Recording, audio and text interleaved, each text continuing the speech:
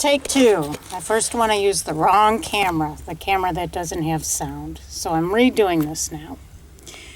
This is the insulation for the chicken coop. I told you I'd update you what happened. Well, I'm not updating you. Decided not to update you until I redid it. The insulation that I used last year, it all stayed up except maybe one time a little piece of it fell down. It was one of these right here that had been double side taped, taped double-sided up on the roof, and I just put it up. I think I added a little more hot glue, and then it stayed up for the rest of the winter. Once the spring came around, it started warming up. Pretty much all of it fell down. Everything that was double-side taped had fallen down. Some of the hot glue stuff had fallen down. Some of the heavier stuff, bulkier, thicker stuff like this. This is the only one that didn't fall. This is the only one of these bulky things that didn't fall down. And I ended up leaving it up. It's pretty stuck on there. What I decided to do this year was try to insulate in one sheet, one long sheet instead of mishmashing everything together. It does look better, but this is inside a chicken coop, so I'm not that worried about looks. What happened was, spring began. Somebody apparently had recarpeted their floors, and they had a roll of old carpet padding out in their trash. It smelled strongly of smoke. It was spring. What I did was I unrolled it, put it out on the clothesline all through spring, summer, beginning of fall. It was out there on the line, getting rained on, getting wind blown, getting the sun shining on it. Most of the smoke smell has dissipated. Still a little bit, but it's not overwhelming. And it's in the chicken coop, so it doesn't matter too much. But as strongly as it smelled, I definitely wasn't going to just put it in the coop. Even the chickens would have probably gotten sick from that. So, now this is the ceiling where the chickens can't reach. Okay, the only reason the chickens will peck this, it won't hurt them. I've had chickens peck a whole bunch of this carpet padding.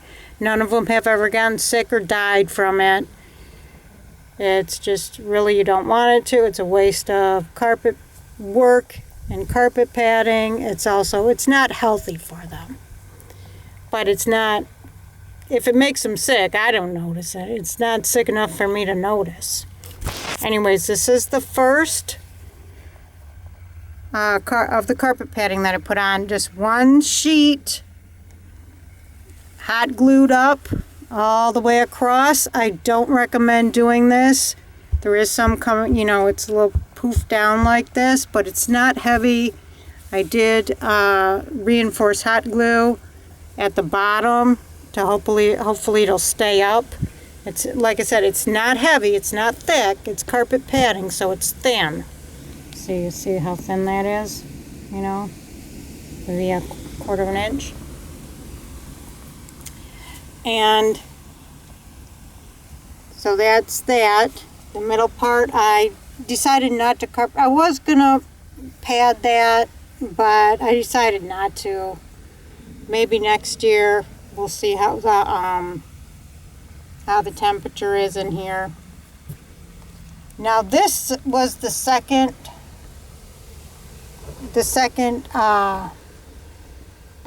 insulation I did. I started with the top and I worked my way down. So I started with the roof or ceiling. Now this one, I think, was a separate carpet padding. I had found a couple weeks before I actually started insulating this, we had the citywide trash pickup, And there was a couple places where they had recarpeted. There were not only rolls of a roll or two of the carpet padding, but also rolls of carpet. So I took the roll of carpet padding. I took one roll of carpet because the rolls are very long. The other rolls were very long and they were probably too heavy for me to lift. I can't lift over 25 pounds, doctor's orders. So the one roll was small enough and light enough it could fit in my car. So I took that roll of carpet plus the roll of padding. This one I got a little smarter. I cut to the same dimensions as this. I think I cut both ceiling parts in one cutting. Anyways, this time I cut it in strips. Makes it a lot easier to hot glue, and it's going to stay on. You know, it's going to stay on. Trying to glue while holding this up was really hard. That's why, you know, there is hot glue under here. It's just, you know, trying to hold it while hot gluing it, not feasible. Not practical, not feasible, unless you have another person in here helping you. So this turned out pretty good. Look how little space there is. You know, there's a little space in there, but look how good that looks. Okay, there's my heat lamp. My heat lamp's clamped on right there. Let me see if I can get closer here. My camera often jiggles a little bit when I do that. Can you see them screws? It's screwed on. I don't know if you can see that, it's out of focus. But it's screwed up there so it won't fall down and cause a fire. You also got it chained up in these little eye hooks. They're kind of clasp-like things, not eye hooks. And so there's a vent right there. I might open them vents depending on how warm it gets in here in the wintertime, because you do have to have some air circulation. Here's some more. I don't know how it seems out of focus. There's some more carpet padding underneath that. Now we're getting to the point where the chickens can reach. So I put some carpet strips, cut carpet strips, hot glued them on. All this is hot glued on.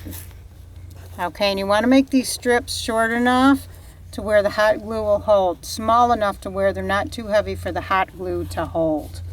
Right, there's some more. Here's another thing that I did. I cut carpet padding there. Maybe next year I'll do carpet, because that is where the chickens can reach. I'll see if they actually peck at it. Last year I think that fell down right away and I just never redid it. So I don't know. Here's some more carpet. It's kind of dark in here. Let me see if I can get some light. There we go. Open the doors. I carpet padded along the side. Again, I ran out of small pieces of carpet to cut, so I just used carpet padding. We'll see how that goes. The same with over here. I'm just gonna turn over. Carpet padding. These are the little nesty boxes. Hot glued to the side. Have 2 carpet pads. Oh, another thing I did was asked on Facebook and my local business page. The tiles were coming up, right? And you see this one's kind of coming up. I might have to hot glue it. The tiles were coming up and needed to be redone. So I only needed like 1 box of it. I think I counted, it was like maybe 30 tiles in here. Maybe not even that, 20 tiles. And somebody on Facebook said they'd sell me 45 for 25 bucks. And so I said, okay. And doesn't matter what they look like because it's a Coop. And so I took the old tiles off, put these ones down. I might take them and hot glue them down next spring or summer. but I don't think it really matters now that I got this so, you know, padded all together. You know, there's not much way for liquid to seep under there. I mean, you're trying to protect the wood underneath. The wood underneath is, I believe it's pressed wood, and you don't want that to get that wet, and also you don't want to get it dirty because it's hard to clean off of what, you know, chicken droppings and water. You know how that goes, mold, and then hard to clean off the wood. And so that's redid. There was 4 on each corner that I couldn't get to because it holds the legs. They're bolted on. It holds the legs of the coop. So the 4 corners didn't get, well, one corner I accidentally messed that one up, and I did end up having to take that one up and put another one down. But other than that, the other 3 corners aren't redone. I did have enough carpet for that ceiling. This is the let me see if I can show you. That opens up. That's the nesty boxes. You can collect the eggs or clean out the nesty boxes. Here's some more carpet padding on this side.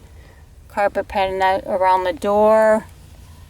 There's carpet too. I'm trying to get more carpet. I will be getting more carpet probably next year. And the trash, of course. Reduce, reuse, recycle. And this would save money if I had to buy carpet for this to do this. It would not be done with carpet. Probably wouldn't be done with carpet padding either. Some probably really cheap cardboard. And there's some more carpet padding around the door. And I had to hot glue this on because it started to tear away from the screws. And this is I don't know what you call this, but this helps keep the wind out and the water from where the door closes. It covers the gap there. Even the door here, I don't know if I showed you this last time. Let's see if I can get this door shut. Even that has carpet padding on it. And so here we're going to, and here's the bottom, the floor. I got the carpet that I picked out of the trash.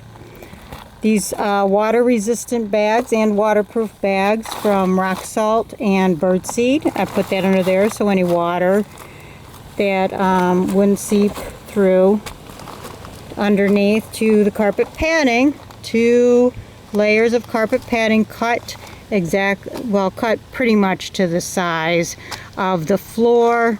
And then of course we got the new flooring in. And so this should be very insulated, really good insulation this year. We'll see how it works, what the temperature is here. And then overall, I'm going to show you the outside. I put a waterproof, not water resistant.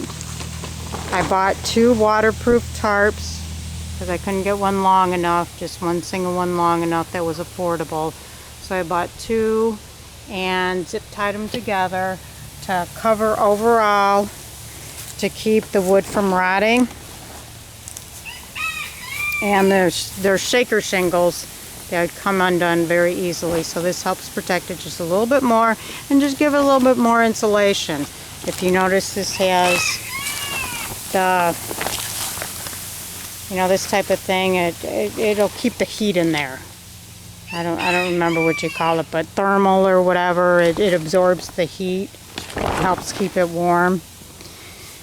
And so that's what I did this year for the insulation. We'll see how it is, and of course I'll update it, but it'll probably take a while. I probably won't be updating this winter, but I'll let you know how it goes. So there's an idea. Reduce, reuse, recycle. Use what you have to make what you want.